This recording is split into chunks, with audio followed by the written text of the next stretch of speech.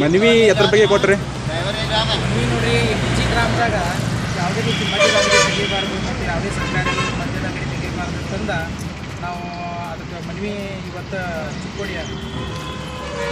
ಚಿಕ್ಕೋಡಿಯ D C ಆಫೀಸ್ಗೆ ಬಂದ, ಸರ್ಕಾರಿ ಡಿ ಸಿ ಆಫೀಸ್ಗೆ ಬಂದು ನಾವು ಮನವಿ ಕೊಟ್ಟಿದ್ದೀವಿ. ಇವತ್ತು ಯಾವುದೇ ರೀತಿ ಡಿಜಿ ಗ್ರಾಮದಾಗ ರಾಯಬಾಗ ತಾಲೂಕು ಗ್ರಾಮದಾಗ ಮದ್ಯದ ಅಂಗಡಿ ತೆಗಿಬಾರ್ದು ಅಂತಂದ್ರೆ ಮದ್ಯದ ಅಂಗಡಿಗೆ ಯಾವುದೇ ರೀತಿ ಪರವಾನಗಿ ಕೊಡಬಾರ್ದು ಅಂತಂದ ನಾವು ಇವತ್ತು ಮನವಿ ಪತ್ರ ಕೊಟ್ಟಿದ್ದೀವಿ.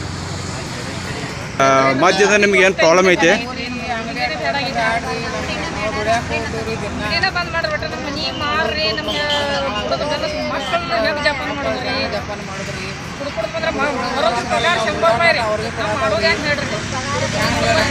ದಯವಿಟ್ಟು